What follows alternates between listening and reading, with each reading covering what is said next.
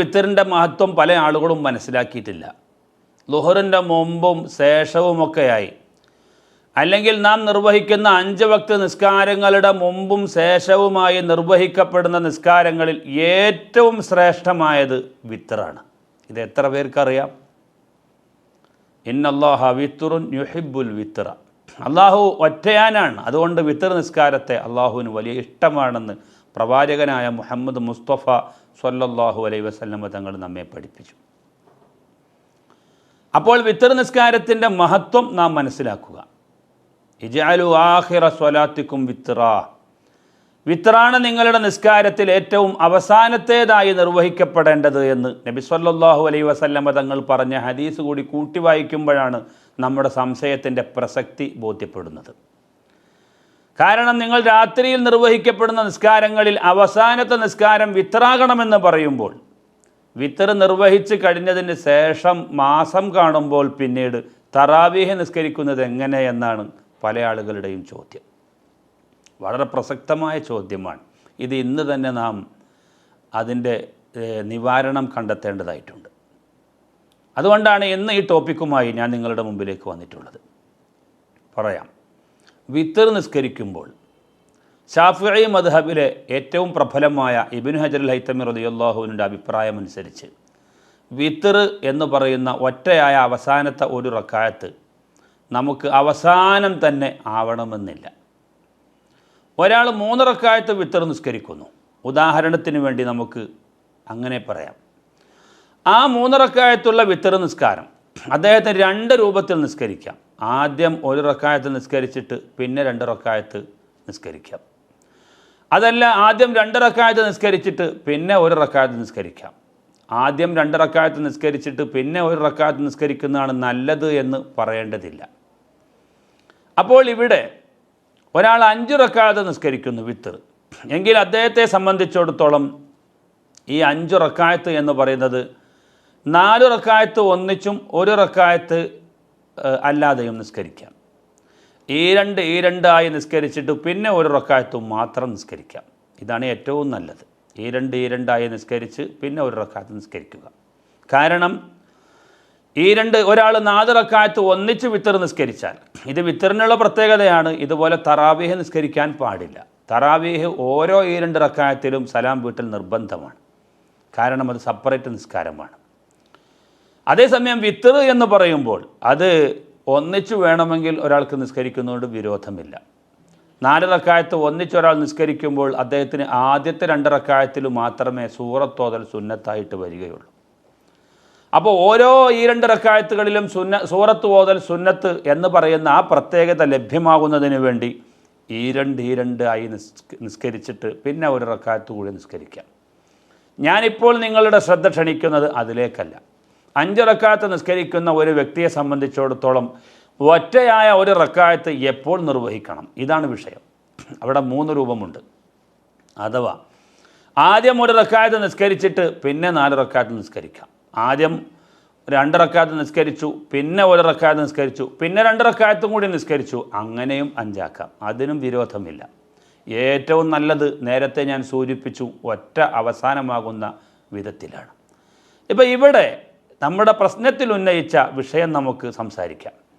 ഇന്നലെ ഇശാ നിസ്കാരം കഴിഞ്ഞ് അതിൻ്റെ ശേഷമുള്ള 2 റക്അത്ത് സുന്നത്ത് നിസ്കാരവും നിർവഹിച്ച് ശേഷം പിന്നെ 3 റക്അത്ത് വിത്തറും കഴിഞ്ഞതിന് ശേഷമാണ് മാസം കണ്ടിട്ടുള്ളത്.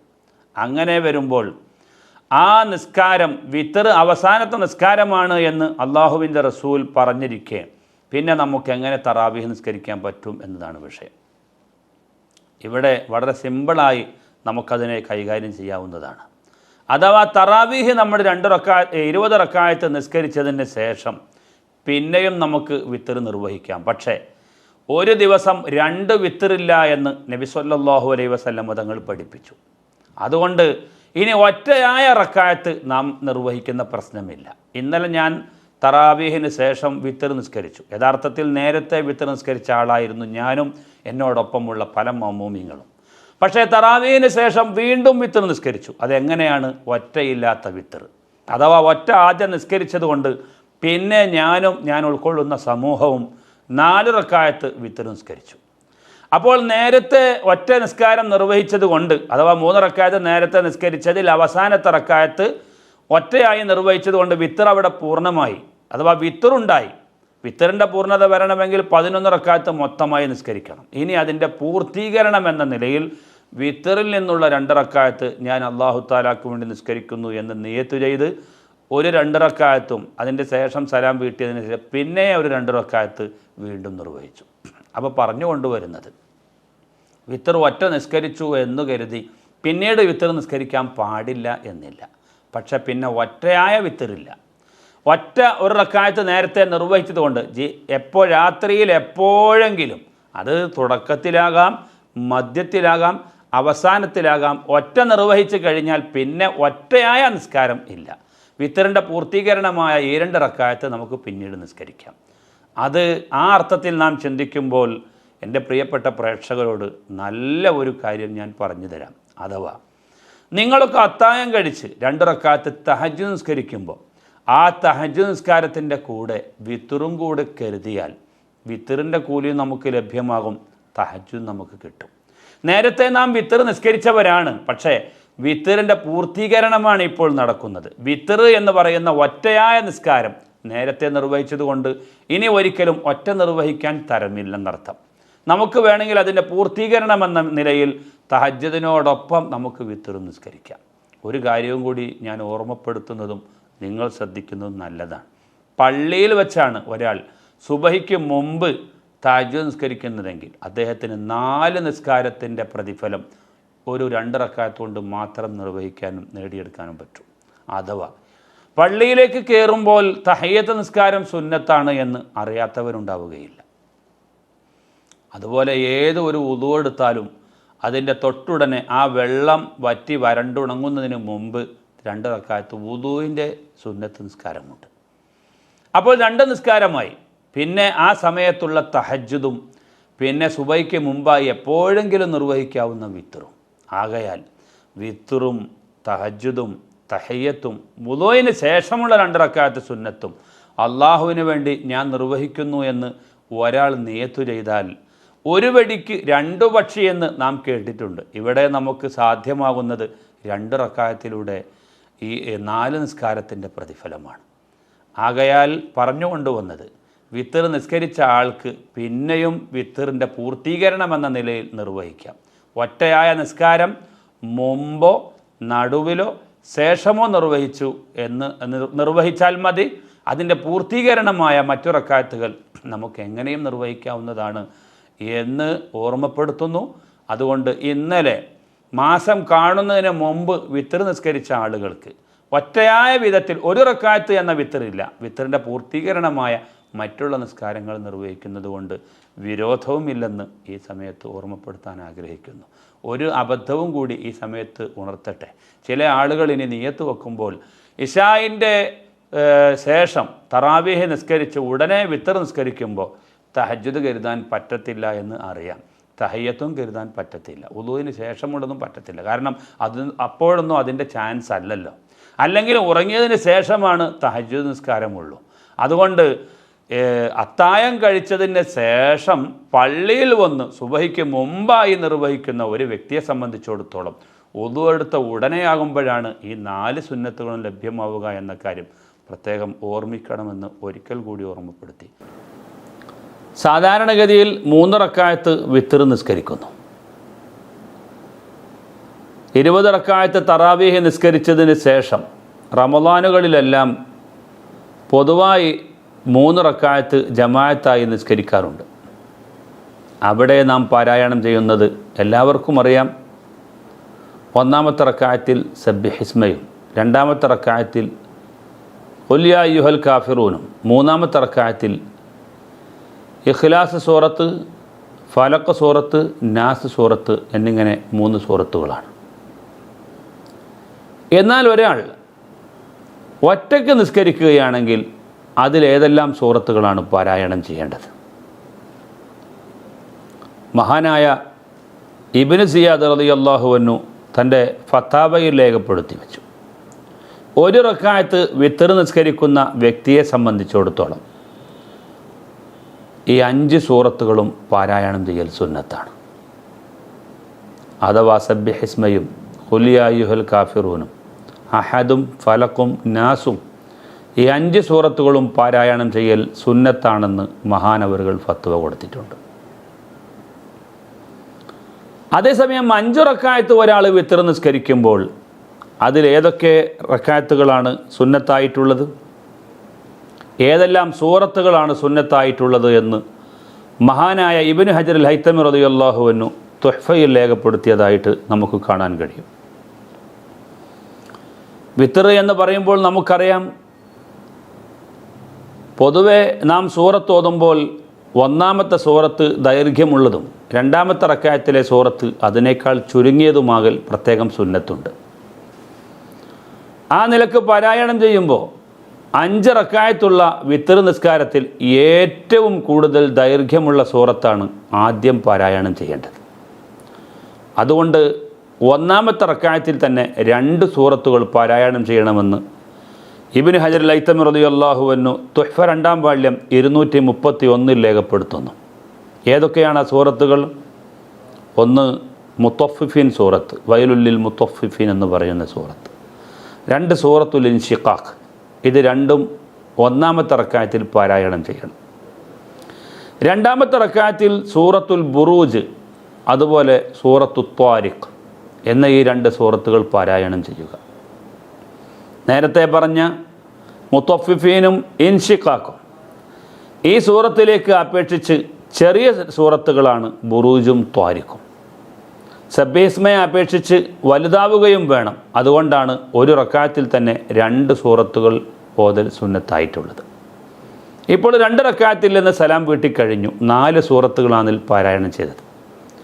ഇനി രണ്ടാമത്തെ റക്അത്ത് നാം നിസ്കരിക്കുമ്പോൾ സാധാരണയിൽ നിർവഹിക്കുന്നത് പോലെ സബ്ബിഹിസ്മയും കാഫിറൂനയും ഓതുന്നു. 5-ാമത്തെ റക്അത്ത് നിർവഹിക്കുമ്പോൾ ഇഖ്ലാസും ഫലക്കും നാസും ഓതണമെന്ന് മഹാനായ ഇബ്നു ഹജർ അൽ ഹൈതമി റളിയല്ലാഹു അൻഹു തുഹ്ഫ 2-ാം വാള്യം 231 രേഖപ്പെടുത്തുകയാണ്. 2-ാം വാള്യം 227 രേഖപ്പെടുത്തുകയാണ്.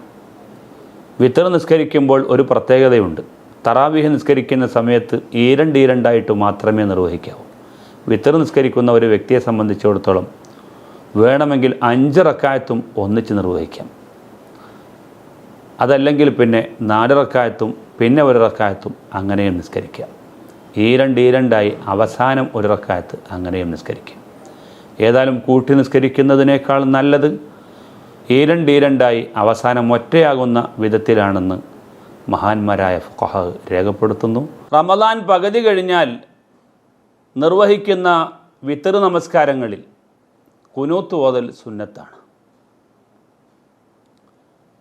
ഖുനൂത്ത് ഓതൽ വരുന്ന 3 നിസ്കാരങ്ങളാണുള്ളത്. ഒന്ന് എല്ലാ ദിവസത്തെയും പ്രഭാതത്തിലെ സുബഹി നമസ്കാരം, അതുപോലെ റമദാനിലെ പകുതി കഴിഞ്ഞതിന് ശേഷം നിർവഹിക്കുന്ന വിത്ർ നമസ്കാരം, അതുപോലെ നാസിലത്തിൻ്റെ നിസ്കാരം, നാസിലത്തിൻ്റെ ഖുനൂത്ത്. മുസ്ലിങ്ങൾക്ക് എന്തെങ്കിലും വിപത്തുകൾ വരുമ്പോൾ അതിനെ ഇല്ലായ്മ ചെയ്യുന്നതിന് വേണ്ടി നാസിലത്തിൻ്റെ ഖുനൂത്ത് ഓതൽ സുന്നത്താണ്. സുബഹിയുടെ ഖുനൂത്തായാലും വിത്റിലെ ഖുനൂത്തായാലും നാസിലത്തിൻ്റെ ഖുനൂത്തായാലും എല്ലാം സുന്നത്തു മാത്രമേ ഉള്ളൂ. ഒരു ഖുനൂത്തും നിർബന്ധമല്ല. പക്ഷേ ഖുനൂത്ത് എന്ന് പറയുമ്പോൾ അത് അബ്ആദ് സുന്നത്താണ്. അത് ഒഴിവാക്കിയാൽ സഹ്വിൻ്റെ സുജൂദ് ചെയ്യൽ സുന്നത്തുണ്ട്. എത്രത്തോളം എന്ന് ചോദിച്ചാൽ ഖുനൂത്ത് ഓതാത്ത ഒരു ഇമാമിനോട് കൂടെയാണ് നാം തുടരുന്നത് എന്ന് കാണുമ്പോൾ അവിടെ ഇഅ്തിദാലിൽ ചെല്ലേണ്ട ദിക്റെങ്കിലും ഉപേക്ഷിച്ചിട്ട് ആ ഖുനൂത്ത് നാം നിർവഹിക്കണമെന്നാണ് മഹാനായ ഇമാം ശർവാനി റളിയല്ലാഹു അൻഹു 3-ാം വാള്യം 336 രേഖപ്പെടുത്തിയിട്ടുള്ളത്. അത്രയും പ്രാധാന്യം ഈ ഖുനൂത്തിനുണ്ട് എന്നർത്ഥം. കാരണം ഇഅ്തിദാലിലെ ദിക്ർ ഉപേക്ഷിച്ചു എന്നതുകൊണ്ട് അതിന് സഹ്വിൻ്റെ സുജൂദൊന്നും സുന്നത്തില്ല. അതേസമയം ഒരാൾ ഖുനൂത്ത് ഉപേക്ഷിച്ചാൽ അതിന് സഹ്വിൻ്റെ സുജൂദ് ചെയ്യൽ സുന്നത്താണ്. നാം ഒരു ഹനഫിക്കാരനായ ഇമാമിനോട് അബദ്ധവശാൽ തുടർന്നു പോയെങ്കിൽ അദ്ദേഹത്തിൻ്റെ സലാമിന് ശേഷം അദ്ദേഹം അത് നിർവഹിക്കാത്തതിൻ്റെ പേരിലും നമുക്കത് നിർവഹിക്കാൻ പറ്റാത്തതിൻ്റെ പേരിലുമൊക്കെ സഹ്വിൻ്റെ സുജൂദ് ചെയ്യൽ സുന്നത്താണ് എന്ന് ഫുഖഹാ രേഖപ്പെടുത്തിയിട്ടുണ്ട്. പറഞ്ഞുകൊണ്ടുവരുന്നത് അത്രയും ശക്തിയായ സുന്നത്താണ്, പക്ഷേ നിർബന്ധമില്ല. ഇവിടെ ഈ കുനൂത്തുമായി ബന്ധപ്പെട്ടുകൊണ്ട് കുറേ കാര്യങ്ങൾ നാം മനസ്സിലാക്കണം. കുനൂത്തുകൾ 3 പാർട്ടാണ്.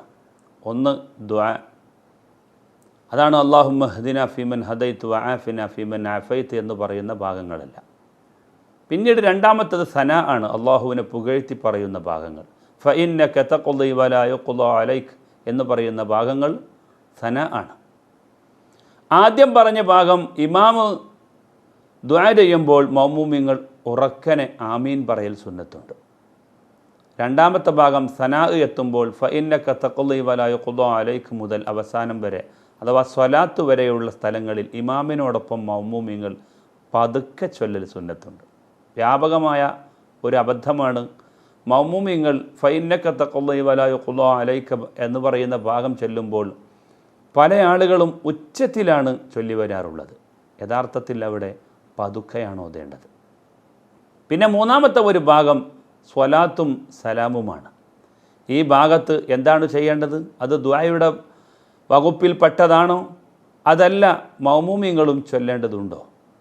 മഹാന്മാരായ ഫുഖഹാ ഇബ്നു ഹജർ അൽ ഹൈതമി റളിയല്ലാഹു അൻഹു അടക്കമുള്ള പണ്ഡിതന്മാർ രേഖപ്പെടുത്തിയത് സ്വലാത്ത് ഇമാമിനോടൊപ്പം മഅ്മൂമിങ്ങൾ പതുക്കെ ചൊല്ലുകയും ചെയ്യുക, അവസാനത്തിൽ ആമീൻ പറയുകയും ചെയ്യുക, ഇതാണ്. പിന്നെ സ്വലാത്തിന് ശേഷം നാം ചൊല്ലി വരുന്ന റബ്ബിഗ്ഫിർ വർഹം വ അൻത ഖൈറുർ റാഹിമീൻ എന്ന് പറയുന്ന ഒരു ഭാഗമുണ്ട്.